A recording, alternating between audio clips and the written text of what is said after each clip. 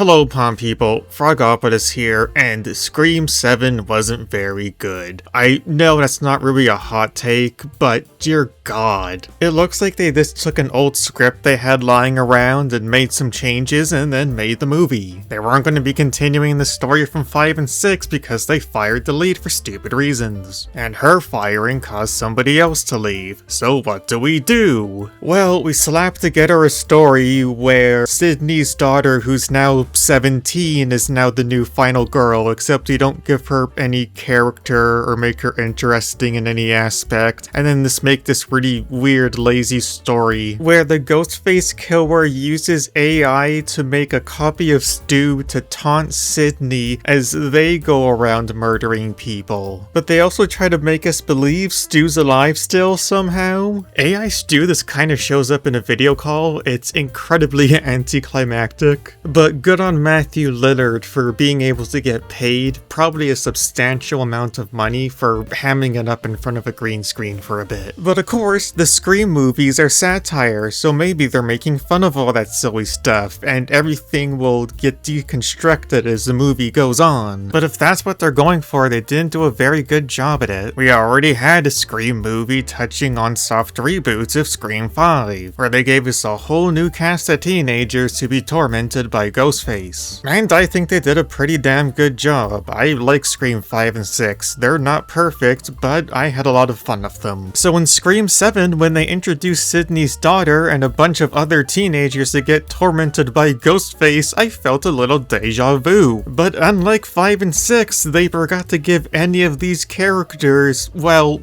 character. I don't even remember their names. The daughter's name is Tatum, and she's named after the girl who died in the first Scream. Everyone else is just fodder to be killed. And the movie doesn't really spend any time with these teenagers anyway, because they're fully focused on Sydney. Which is fine. I like the character, but nothing happening to her in this story isn't stuff we haven't seen before. Having a wacky concept of Stu maybe being back from the grave could have been a really fun movie. It could have commented on how stuff hasn't changed in 30 years and she's still dealing with the same shit. And the funny thing about that is that this was directed and written by people who worked on 1, 2, and 4, which I would consider my favorite Scream movies. Yeah, you can say they were caught off guard with all the controversy behind the scenes and how everything had to be redone, but it doesn't stop this from being very bad. Since I'm talking about Scream 5 and 6, Mindy and Chad are back, and they're interns for Gale, which is nice, but they don't really do anything, and it feels like they're there out of obligation. They kinda talk about stuff that happened previously, like the New York incident, but they're written in a way that you could just have them be new characters and it wouldn't make much of a difference. They feel like an afterthought there for the sake of continuity. Speaking of afterthoughts, Sydney is married to Mark, who,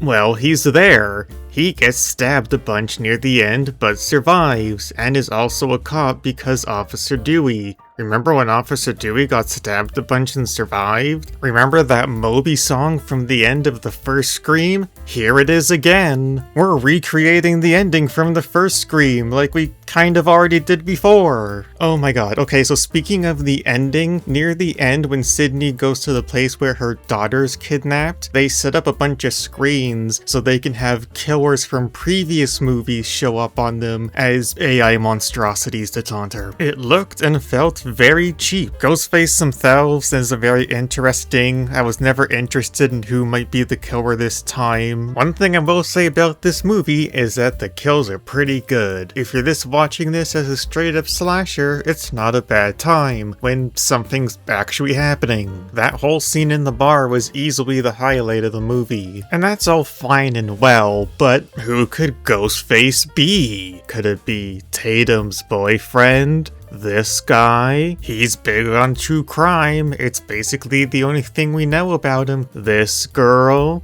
Gale Weathers? Sydney's evil twin sister that she didn't know about? No, it's this guy's mom. It's a shame there's no real build-up or intrigue around this character until she's revealed, because I think she's kinda funny. Her motivation is that since Sydney is no longer the badass she had in her head and has moved on with her life, she's going to make a new Sydney by traumatizing Tatum. Also, this guy's here, and there was a third guy, but he got hit by a car. This reveal probably would have worked if it was better written and 5 and 6 didn't exist, because it just feels derivative. Sydney had already moved on with her life, and we already had a new Sydney who was built up during the past 2 movies. She had a fun little last hurrah in Scream 5, and I was satisfied with that. I didn't set out to hate this movie, even if all the stuff that happened behind the scenes. I thought, heck, maybe they can pull off something interesting, but they didn't. They just rehashed a bunch of old stuff, and I was mostly just disappointed.